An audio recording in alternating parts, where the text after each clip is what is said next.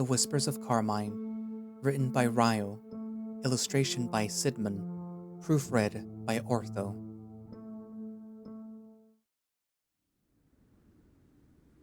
Breathe.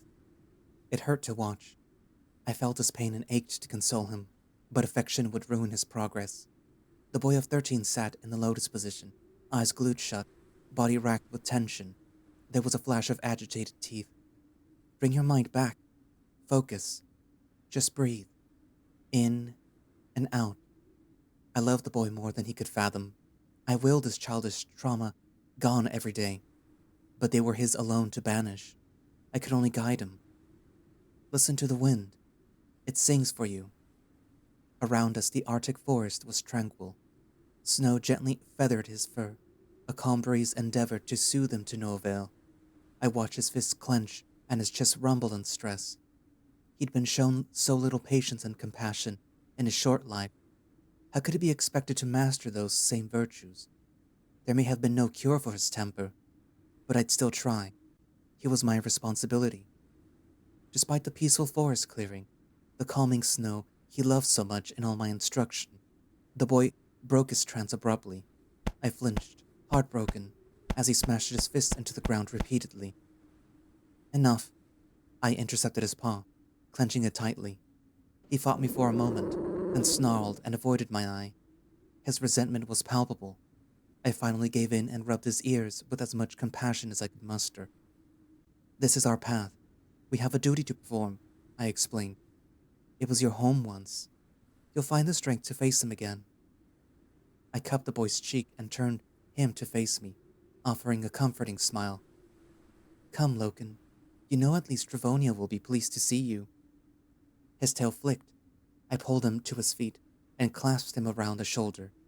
I'd gotten far too familiar with him over the years. His need for compassion had gotten something similar within me. I only hoped that my guidance so far would be enough to keep him grounded, if only for the brief hour that we'd be at the village of his birth. Through the crunching ankle-deep snow we arrived. The Draconi village was as industrious as I remember it, even sealed within ice and snow. It wasn't as impressive as the Riptide clan, but still something of a haven. Loken remained glued to my side, silently seething at every sight and sound. I was afforded many strange stares. It was odd enough to see a black runner among the clans, but alone a biped of my breed. Wolves were rare enough alone, and Arctic wolves were close to legendary. They should have been familiar with Loken. He grew up here with a wide reputation, yet none stopped to greet him.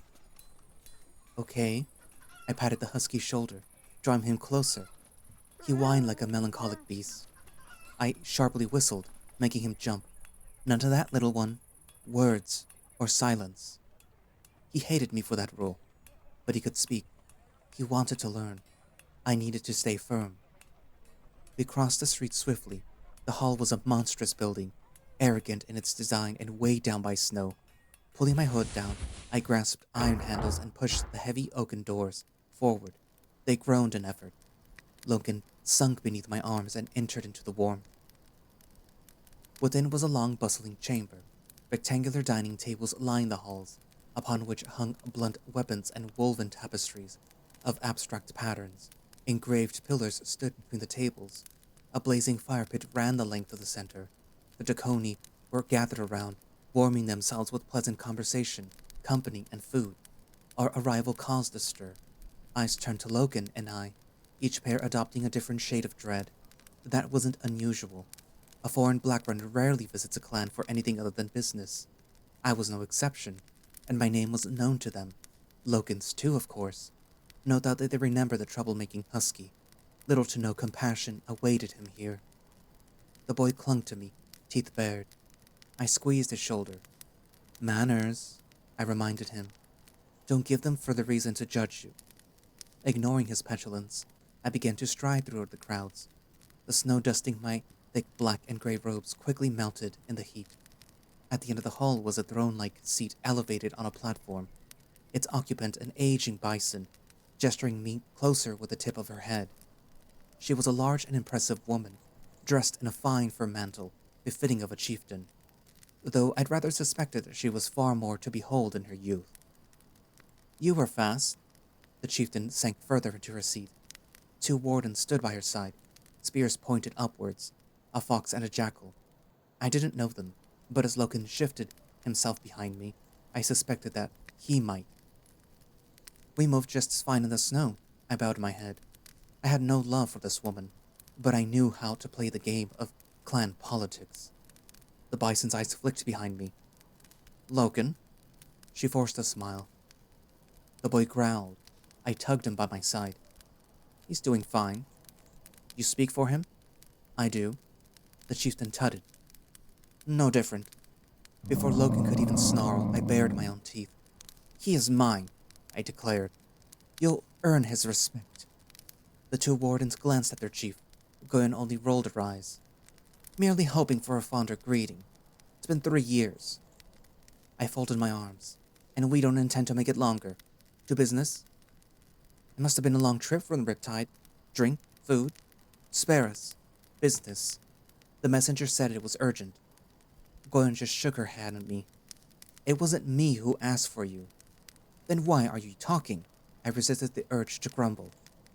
First Guardian. Goyen barked loudly to the side. There was a pause, a shuffling of booted footsteps behind her throne. Before a figure emerged at my side, my acolyte swelled happily and abandoned me to rush at them, tail flailing madly. Dravonia, I exclaimed, smiling. The saber-toothed tiger quickly acknowledged me with a sharp nod, but made a point of giving Loken her undivided attention first. There he is, she beamed, tussling him against her thigh and thoroughly petting his head, much to the boy's delight. It's so good to see you. You've been missed. I stepped back, enjoying the moment. Loken needed this, more than anything. I glanced at Goyen, whose lips were curled in distaste. Dravonia's shameless affection for Loken felt like a welcome defiance. You've been behaving? Dravonia offered Loken a stern glare. The boy made a gesture with his paws, one I'm curiously never seen before. Good boy. I'm proud of you. Extremely proud. She clasped his shoulders tightly. You'll be a great black runner, but I want to see you return here when you're ready. Whatever your path, this is your home. Goyen seemed to scoff behind them. Loken beamed happily. He made an odd gesture, 2 quick taps to his chest. I am afraid not, Dravonia said loudly. Loken's face fell slightly. Hey now, chin up. There is a fever rift beyond the spine. Aeon is helping people. You'll see him soon. Loken seemed glum but nodded. He tugged something from his pocket to show her with childish wonder. I chuckled. Oh? Dravonia's eyes rose, giving him her most curious expression. You found something? His first salvage. His first... No! No! You found this? Yourself? Loken smiled, holding it up to her. It was a tin can. Worthless, really. Dravonia played her part beautifully and beamed at me in shock. Already finding his first salvage? Loken, I am amazed. I am proud of you. I know you'll find so much more. The moment became too much for Goyen's pride. That is enough doting on the pup, Dravonia. You summoned the Black Runner. I expect this business dealt with swiftly. Dravonia bowed her head sharply to Goyen. Come on, Loken. Your mentor and I have business to discuss. Loken gave Goyen a final, fearful stare before Dravonia led us away. We crossed to the opposite side of the hall, weaving between packs of merry Draconi. Loken clutched Dravonia's arm. She is as courteous as ever, I laughed, once out of earshot of the chief. A shame she lacks the courtesy to just die. Only the most stubborn of shits managed to cling on for this long. Who'd replace her? Dravonia blinked at me. It's good to see you again, Aya. How are the zones treating you both? We came to a stop at an empty table, secluded from the rankest crowds. I sat opposite Dravonia while Loken perched next to her. Ashlanders are unsettled. There is a war going on. Tell me how I can help. I shook my head. It'll work itself out. A Draconi arrived, offering a mug of ale to us. Dravonia took one. I politely declined. Loken frowned, then glanced at me for permission. Go ahead. I smiled. He nervously took a mug, setting it down and poking his snout first to sniff. I turned to Dravonia. About time you made first guardian. It's a formality. Dravonia shrugged. No one else is willing to wipe our chieftain's ass. I knew Dravonia better than that. Besides her, Loken suddenly started spluttering. The ale hadn't quite agreed with him. Dravonia chuckled, petting his ears. How is he? Really? Coming back here was challenging. It wasn't always a happy home, was it, Loken? We often forget what choices are appropriate. The boy growled at her. No, we don't growl. We speak. She continued patting him fondly. I respected Dravonia's relationship with Loken. She was firm but fair, and compassionate. Despite my defense of him, his behavior had been difficult to deal with. I had no doubt that it was her influence that saved him from exile. I cleared my throat. You sent a messenger? It sounded urgent. Dravonia grimaced. Right on cue. She nodded behind me, right as I sensed the crude steps of someone else rushing to meet us. Two hands slapped rancoriously down on my shoulders from behind. I'd have jumped for my weapon in shock had I not recognized the voice behind them. Aya, you fucking bitch. I missed you. Don't you dare leave me alone with these dull pricks for so long again. I was pulled back into a powerful embrace of another saber-toothed tiger, bearing me a toothy grin with breath almost absolutely soaked in the stench of alcohol. Her tribal garb marked her as a talented hunter. Her head fur was knotted into tight, beaded dreadlocks, and her stark orange and black pelt glowed in the light of the fire pit. One of her dark teeth was broken at the tip. I shifted over with a wide grin as the woman sat beside me. Alira, you're behind this, are you? Just love getting my paws muddy, she barked, then picked up Loken's mug of ale. You're drinking this, pup? Loken just stared, eyes wide, then shuffled closer to Dravonia. Alira shrugged, necking the entire mug. Why don't we find a drink that you'll actually enjoy, Loken? Aya and Alira can talk. Dravonia whispered to the pup. Loken stared at me, seeking permission. I nodded. I wanted him to enjoy what he could of this time here. He needed more happy memories. Go ahead. With that, the two of them left Alira and I to chat. Dravonia's sister was far less courteous, but I enjoyed her company. Is Caius here? I didn't see him. Nah, probably got his fingers up some twat. I watched, grabbed another mug that had been abandoned under the table and swallowed half of it, though it were air, hiding my amazement. Did you want me here for a reunion, or... Nah. Alira gave me a toothy grin, raising her ale mug. Not about to trust some other black runner with this. And what is this? There was a pause. She drank, dodging my glare for a moment. I scowled. Alira? Don't. Fuck right off. Don't want to hear it. How many times? I said don't. The black zones will react if you disturb them. Eventually. Still here, ain't I? So are the Ashlanders. Their time was borrowed too. Alira rolled her head around, impatient. You gonna help or what? There was a pained silence. The crowded hall buzzed around us. Alira downed the rest of her mug, then sat down. Her eyes twitched, a dash of remorse shining, though. I did take your advice, okay? Didn't go too far in this time. Only skirted around the edges. Followed a few leads. I shook my head, wondering how many different ways I'd already given her this speech. You want things to change, I understand. Tsk. Alira waved my concern off. You manage fine, The 4 isn't just words.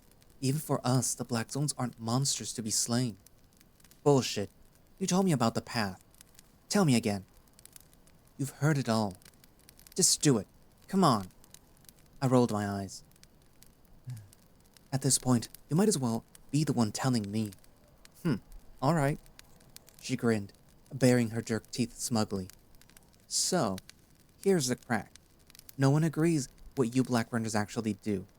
Collecting salvage for you lot is as safe as it gets. But that's a lie. Some horseshit cover you keep us all quiet with. No one talks about the real enemy, the Black Zones. And that's the path. Learn about them, study them, all heading towards... what do you call it? The final task. Right. Defeat the Black Zones. Permanently. I nod. And you know why most of us ignore the path? 'Cause it's dodgy as shit. You said it best. Don't swim long in the ocean. Those currents will drag you under, and the sharks will feast. She just laughed. You should make poems. Look, I get it. I'm no black runner. Doesn't mean that I can't help. Just gotta be careful. There's real history out there. I want it all. Just gotta avoid those things. Lots of folks do that. Lots of folks never come back. Have you ever seen a negative one? She paused. No. Let's keep it that way. Alira groaned. Look, I'm doing exactly what you told me to. Getting your help. Are you in? I sighed. Alira's lust for danger wouldn't be sated today. All right. I leaned forwards. Tell me what you found. The saber-toothed tiger grinned. Carmine. Yes. Know it? I know of it. Curse, they say. They say a lot of things. The Oxtail clan keeps those words to themselves. Where's this going? Alira looked around, double-checking that no one else was listening. Hadrina had a messenger passing by the area. They were heading for the spine. I gulped. Hadrina's still alive? I heard her infection was. I just laughed, whistling in admiration. That's wind chill stamina. She's a tough girl. Anyway, her voice dropped again. That messenger she sent disappeared, like a puff of fucking smoke. 2 days later, she turns up again. Informed. Hadrina would never send a messenger to the Black Zone. She's smarter than that. She didn't. The route was near Carmine. Zahan, the Wise, is behind it. I stared, baffled. Who? Oh, fuck off, you know her. I genuinely don't. Chieftain of the Oxtail clan? She's supposed to be some kind of legendary shaman.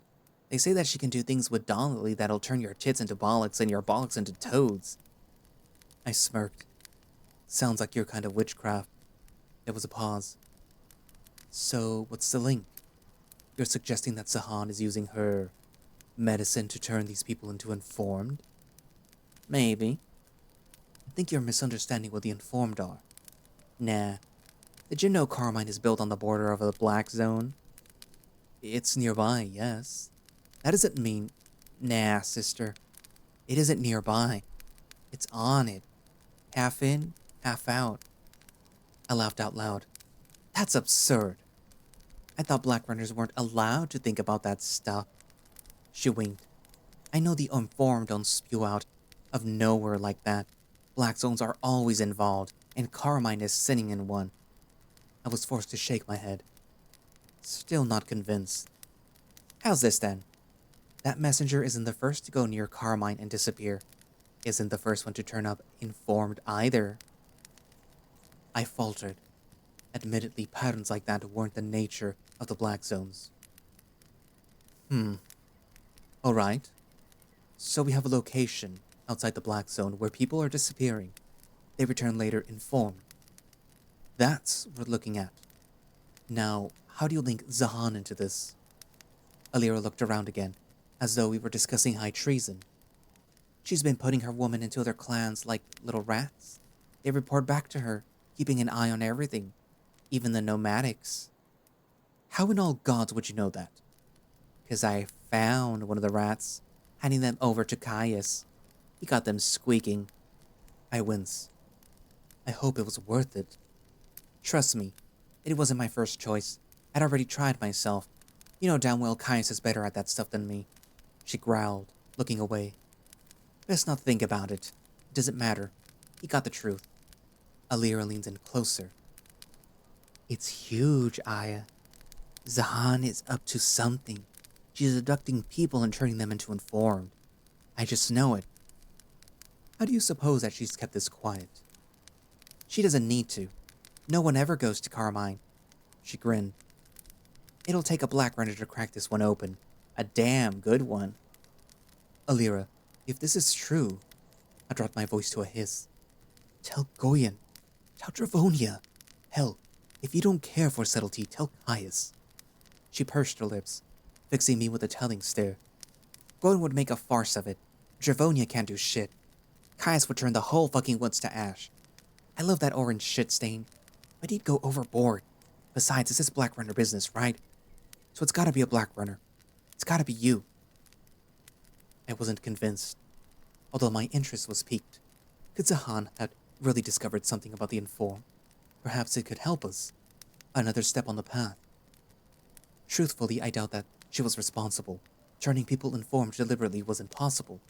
Perhaps that meant that she'd found a way of keeping her people in a place where others lost their minds?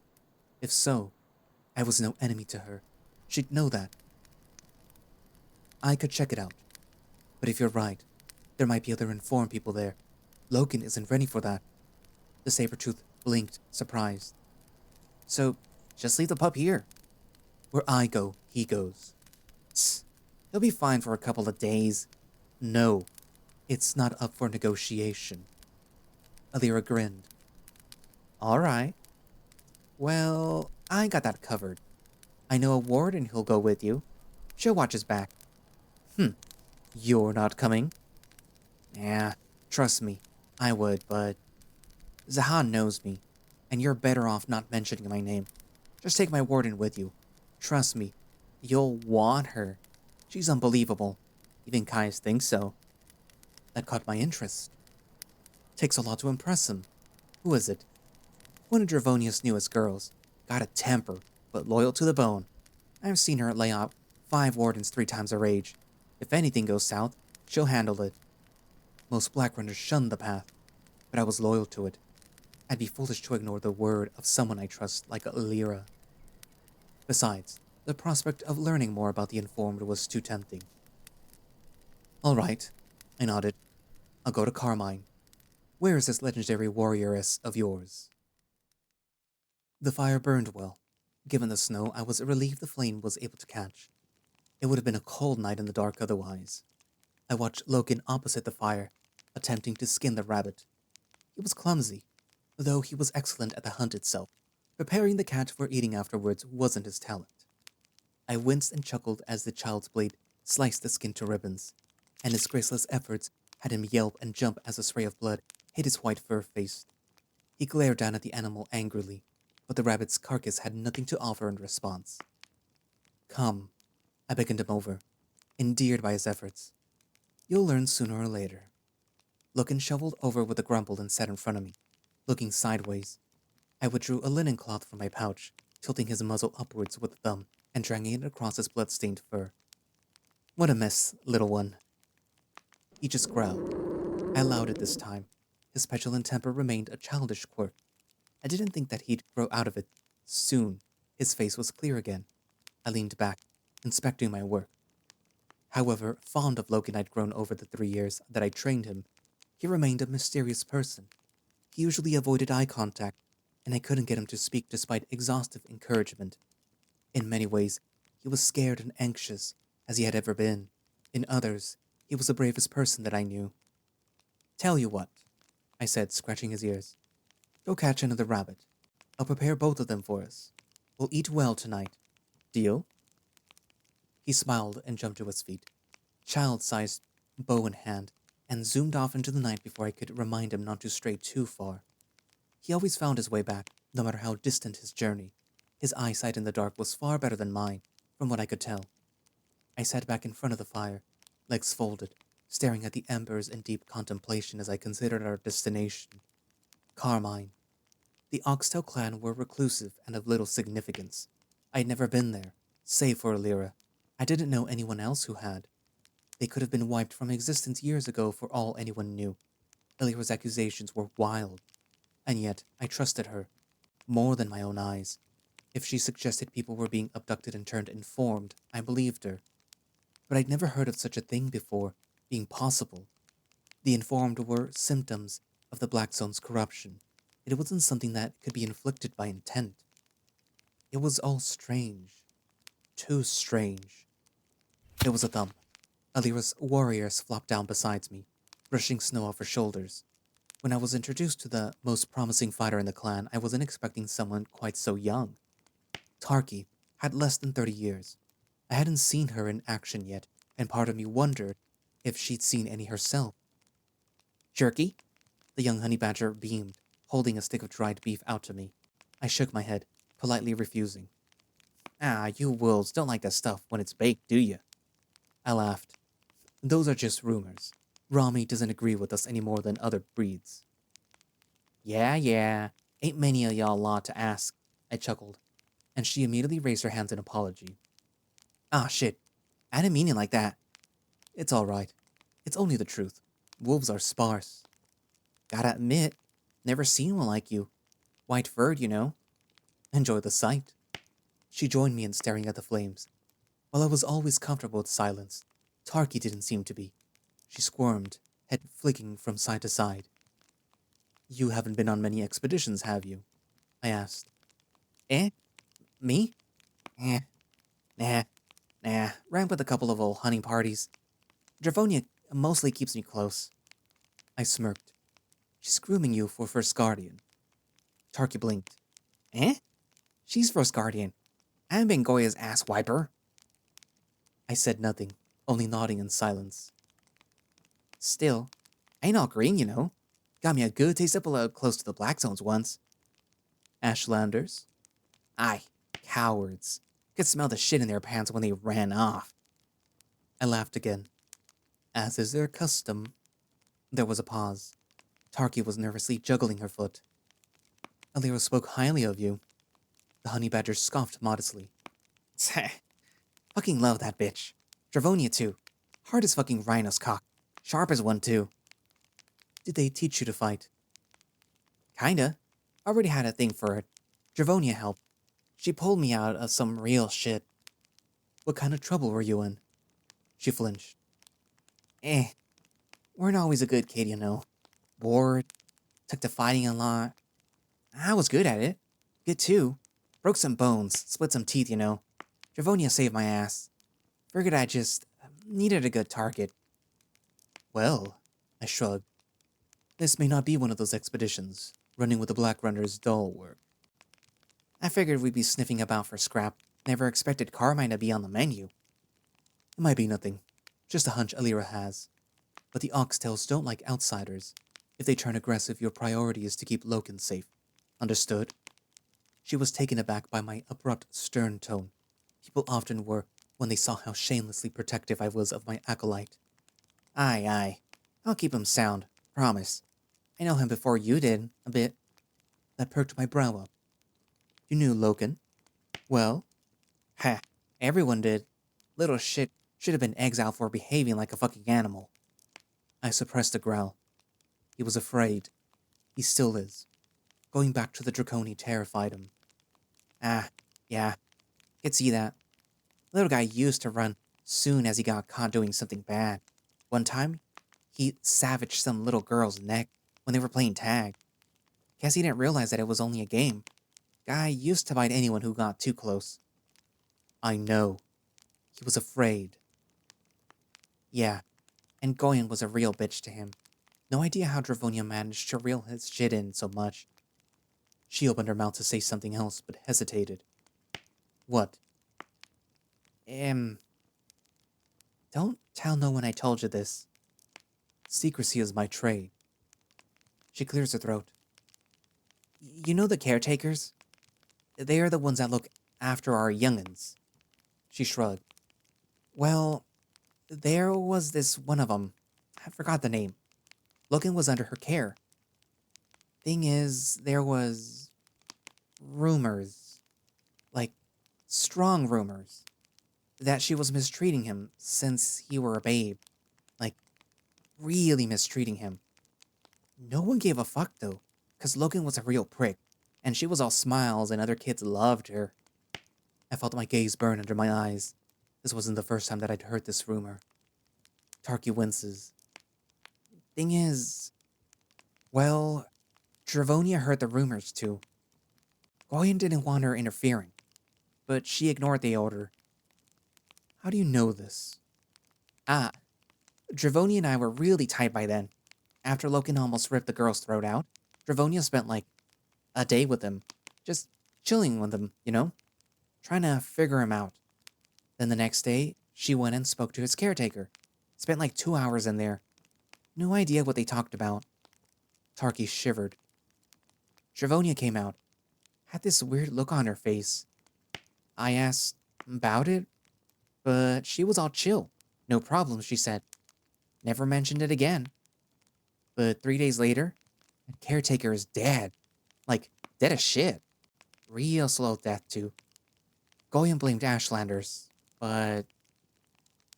But? I frowned intrigued. A slow death seems like Caius' signature. Did Dravonia get him to intervene? Tahki laughed. Caius? Fuck nah. That's the thing, you see. I saw the body. When someone winds up dead like that, folks always assume Caius did it. Dravonia and Alira are the good girls, and he's the fucking animal who rips people apart. She shook her head. But they don't know Dravonia like I do. Her brother's scary, sure. But she turns my fucking blood cold. I wasn't sure what to make of that. The tiger triplets were well known in Ilila. Caius certainly had a reputation for savagery. Alira was regarded well for her free spirit and her anarchaic mischief. But no one had an opinion on Dravonia. She was just... there. Tahki continued. After that, Loken hardly left Dravonia aside. Them two were tight. When he ran off, she was the only one that could get him back. She knew him. Folks thought that she was the only one he ever spoke to. Her and maybe Aeon. I was under the impression Loken didn't meet Aeon until he was older. Aye, those two bonded quick. Aeon's a good mole. A fucking good mole. Truth be told, so is Loken. Poor pup's just got a rough hand. Aeon saw that straight away. I smiled, nodding. I had to agree. Loken's de facto guardian was the smartest person that I'd ever met, and the kindest. He'd helped me more times than I could count. I looked back at the fire, whose burning coals left me dazed amid the darkness. I was thinking. Was he imaginative? Eh? Who? Tahki stared, baffled. Loken, did he have any imaginary friends? The question seemed to perplex Tahki. Nah, nothing like that. Not that I know. You'd have to ask Aeon or Dravonia. There was a pause. Why'd you ask? Seems kinda out there. After a hesitation, I hummed uncertainly. I'm still getting to grips with his signs. Mostly he just listens. I send him into the Black Zone by himself ever so often, just to fetch some small trinkets. That young? It's vital. Vigor is attuned and sharpened through proximity to the Black Zones. After a time, it allows us to tread the ocean like we're ashore. Ocean? What, you mean Lake Crike? I laughed. But don't worry. It's a Black Runner expression. Anyway, sometimes when Loken returns from those trips, I think he's trying to tell me that he's made a friend out there.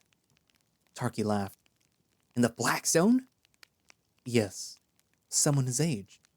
No one I ever saw proof of. I might be misinterpreting him.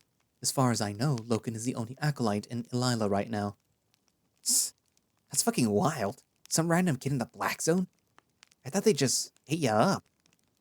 Possibly. I stare back at the flames, deep in thought. But I believe that there is a depth to the four that I'll never fully grasp. I awoke suddenly that night. A dull, familiar ache buzzed in my abdomen. I snarled, rolling onto my side. The fire was still burning. Besides it, Loken was sleeping deeply. Tahki was still sprawled flat on her back. I knew I wouldn't sleep for some time now. This was routine. I got up, wrapping my cloak around me, and left the campsite to clear my head. The pains were coming more frequently now. At first, it had been every season, then every cluster of days. Now every other night, I could no longer ignore it. I'd never shared the secret with anyone, not even Loken. I gritted my teeth, settling down against a nearby tree and gazing up at the blackened sky. I was still close enough to the fire to bathe in its dim light. With a lazy sense of defeat, I unfolded my cloak and gazed down at my belly, parting the thick white fur with one hand to find the source of the benign ache. A scar, longer than my thumb, dimmer than smudged ink, hidden well by my fur. It had never been seen by anyone. It never would be. I gritted my teeth, staring at the visibly harmless old wound. A thorned, daunting blackness crawled into my thoughts, the same dark brooding that I felt every time that I looked at the scar. It was a memory. It grew darker every season, spreading like claws into my head, my spirit. That day in Bleakstone, I threw my cloak back around me. Grunting irritably, I refused to acknowledge it that night. I stayed awake for another hour until I was ready to sleep again. A blizzard struck that night. We weathered the storm in our shelters. By morning, it had faded enough to travel. Beneath a malted gray sky like a sea of silver, we set out. The village was deep inside a broad forest, far from the paths of traders and messengers. Only the desperately lost had any hope of stumbling across it. We began noticing clusters of flowers poking above the snow. All were red, audacious, vibrant, and proud. Each wore a smile of blood that arrogantly blotted out the pale snow. What remained of daylight had been mercilessly strangled by the canopy above by the time that we arrived. Through the thick trees and dense shrubbery, Carmine loomed into view. It was deeply claustrophobic. Thick, rickety huts had been built in illogical angles. The endeavor seemed to save what little space was available. Flames atop chest-high poles impaled the ground to mark the paths between doorways. Sparse patches of ground uncovered by snow were utterly outshined by the red petals, thicker here than they could be justified by words. I couldn't identify the exact species. I'd never seen them before. Tahki marched silently behind me. Loken clung to my arm.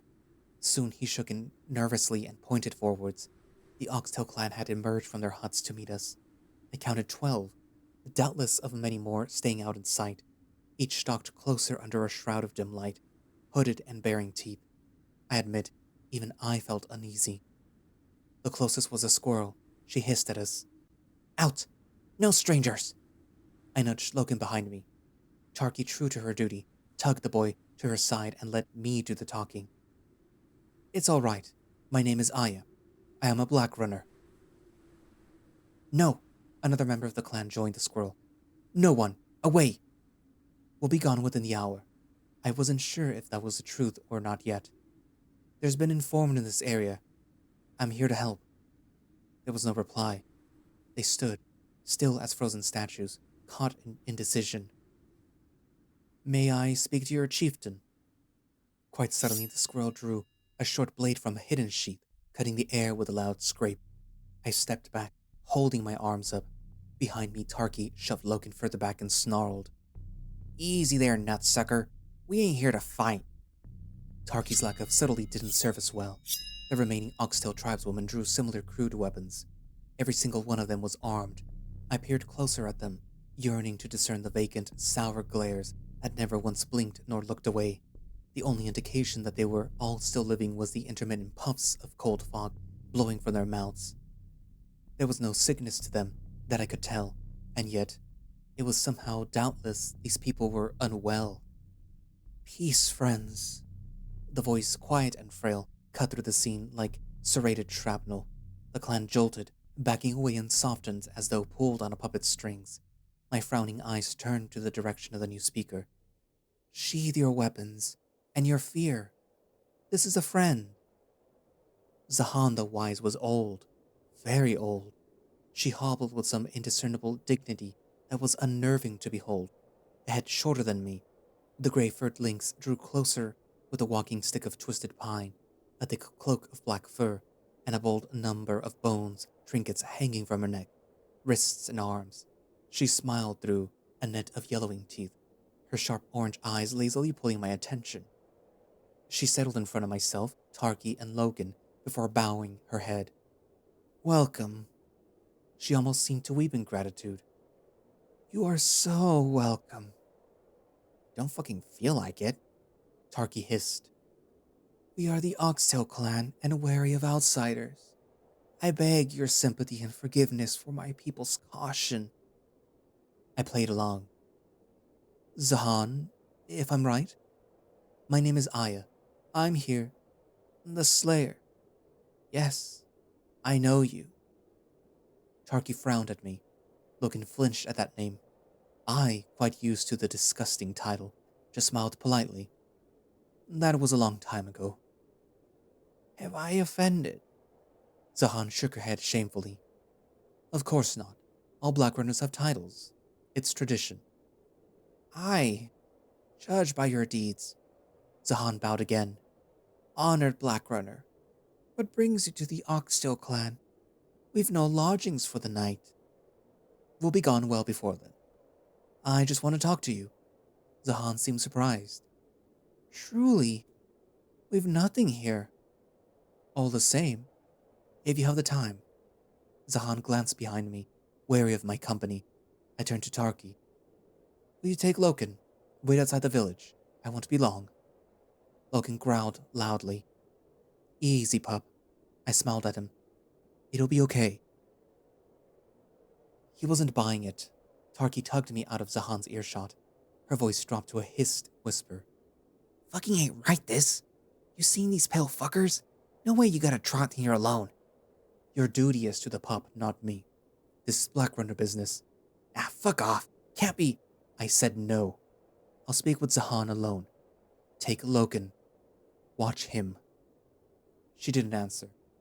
She looked back at Loken, then at me again. Please, Tahki. Fucking fine. She didn't like it. I didn't either. I wasn't blind to the sense of danger, but I was a Black Runner. I'd honed that sense for a lifetime. It made even the best of us complacent. Loken didn't go quietly. He whined, running into my arms and clutching me tightly. I petted his head smoothly. Wait with Tahki, Loken.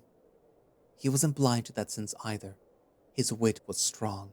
That'd make him a great Black Runner one day.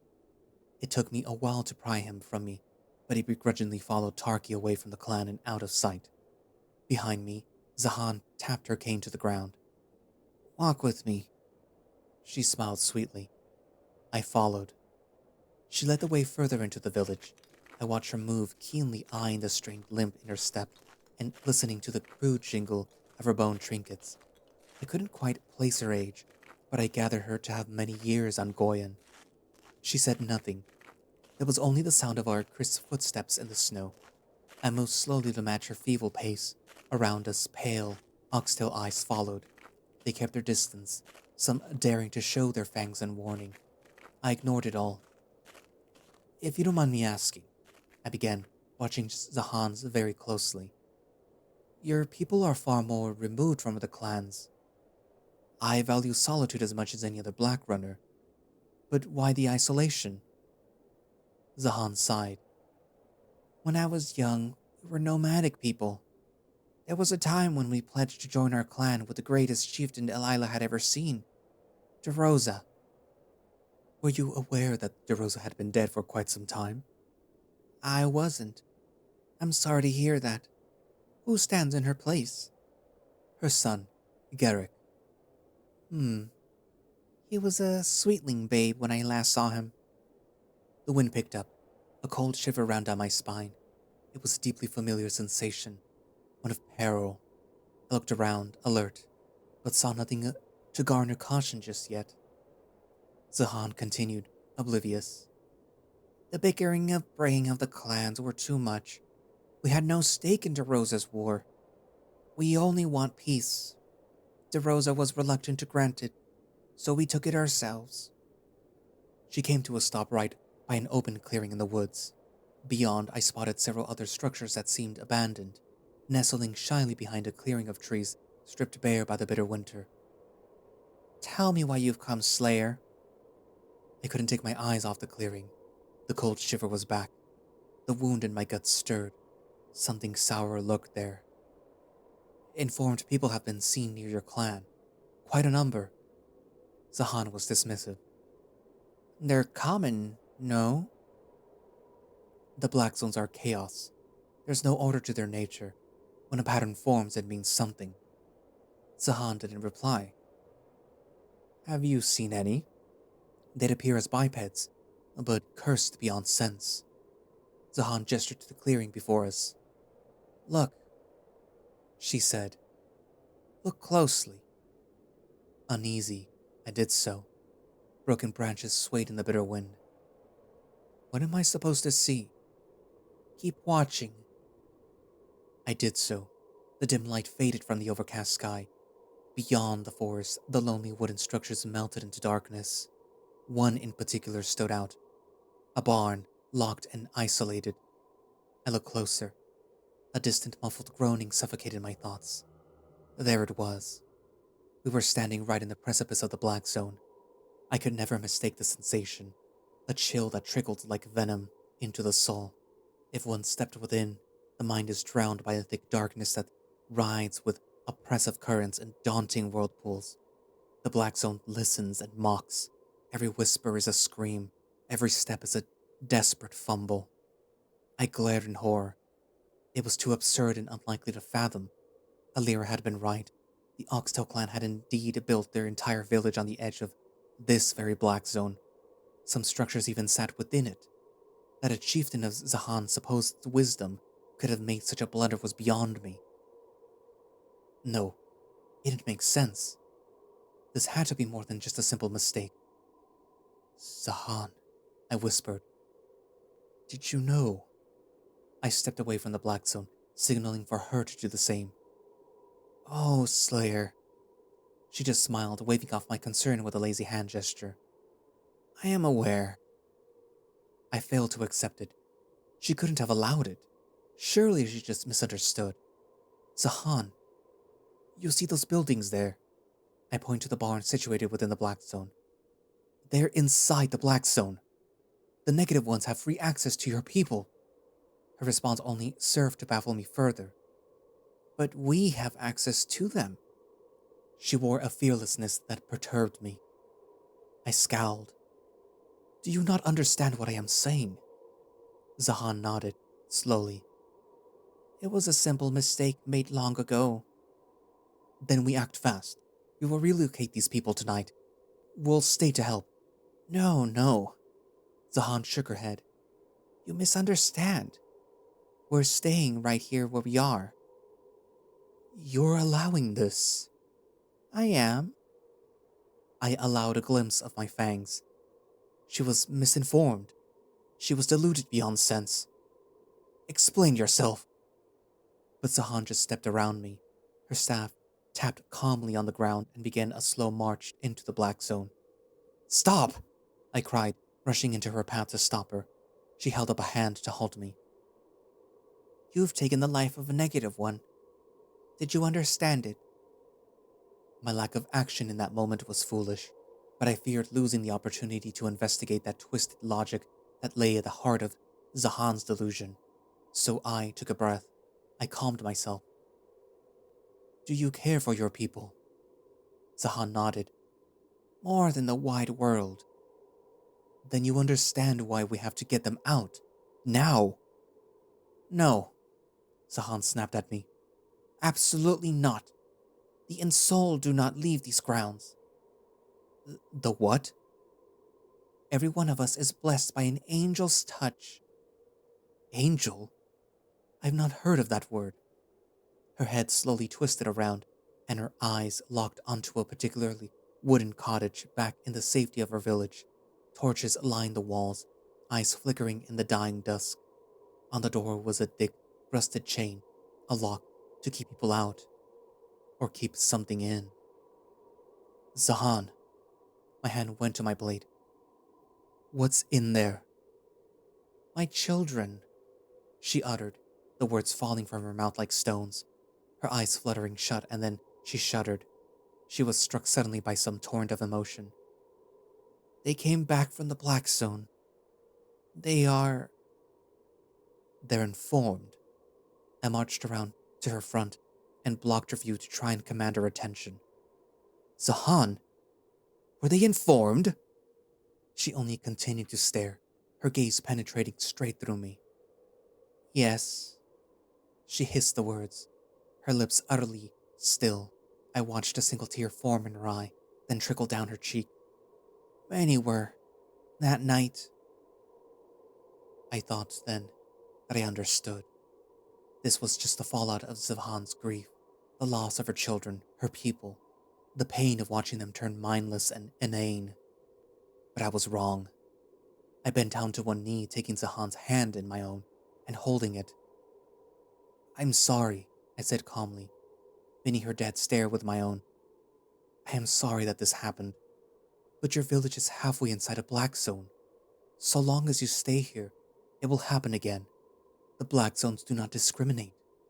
I paused, assuring myself that honesty was the best medicine to this tragedy. They can't be saved.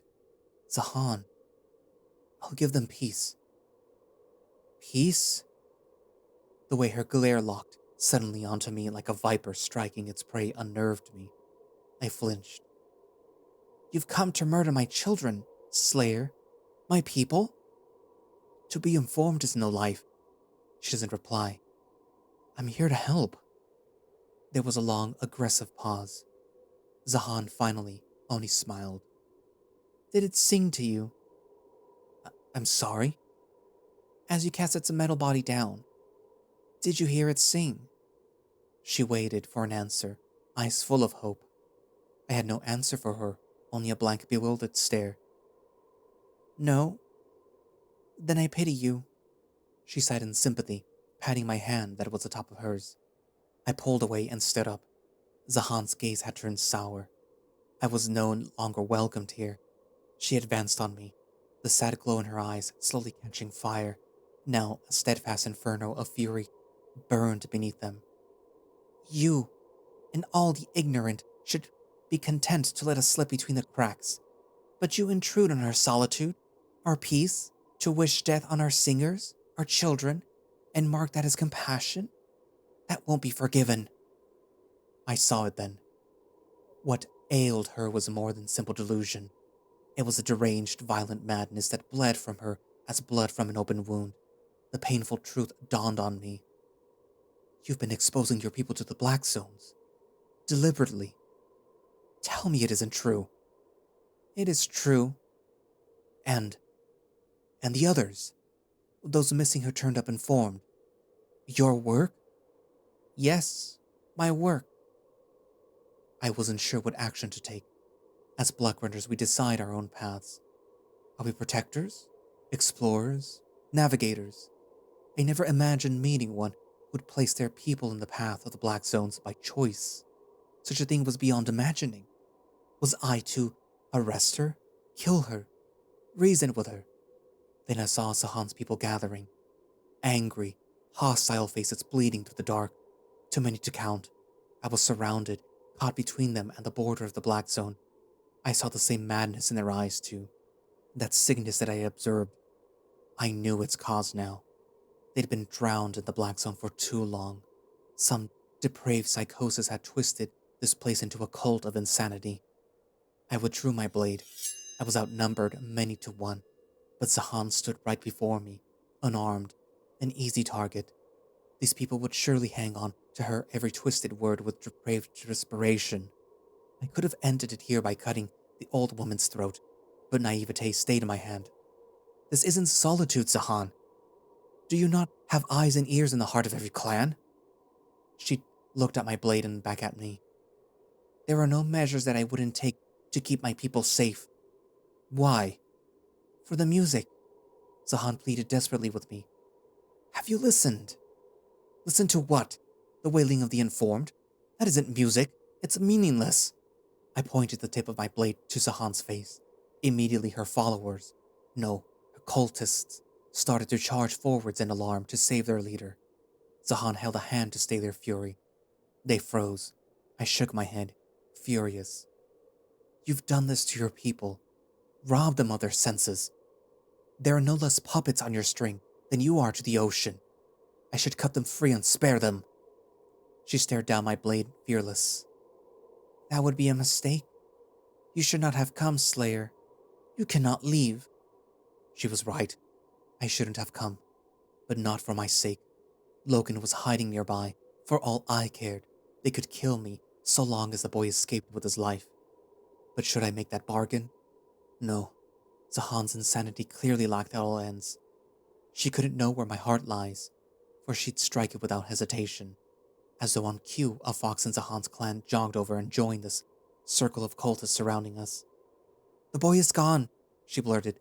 So is the badger. While Zahan's brow creased in disappointment, mine flexed in triumph. There it was. Loken was safe. Thank all the gods for Tahki having the sense to lead him far from here. Now the stakes were mine. It was only my own life in danger here. I cared little for that. I was free to make whatever call I wanted. I raised my blade again. this time guiding its tip to Sahan's throat. The oxtail tribe stepped closer in alarm once more, but I snarled and bared every fang that I had at them. Calm, I barked, or her blood will spill. The cultists faltered fearfully. I gambled correctly. Sahan was indeed their weakness. They were devoted to her. If she died, their strings truly would be cut. But was I acting too rashly? I couldn't afford to miscalculate their madness. Killing Zahan could return some sense to them, or they'd be seized by instant and total despair. No, I knew the Black Zones better than that. Without their puppeteer, they'd fall to a orgy of feral bloodlust, lacking rhythm or reason. No, best not to kill her now. This had to be handled carefully. You'll surrender to me, Zahan, for your sake. Cooperate. Caius would be far less lenient. It didn't surprise me to see her flinch fearfully at the mention of Caius's name, but she relaxed quickly. I see. The toxin. Please. Again, I failed to react swiftly enough. I realized seconds too late her request was not to me but to another cultist on her employ. A harsh pop, a buzz like a hornet's wing, and a thud on my neck followed. Then a sharp sting. I recoiled, brandishing my weapon to the source. I saw a member of the Oxtail clan lowering a blowpipe. It was too late then. Even with my fiercest strikes, my body was already growing numb from the neck down. Like melting wax, my senses softened and decayed in moments. A nauseating sickness boiled inside of me and my vision blurred. I blinked, trying to focus, but I was already on my knees. Then I was gone.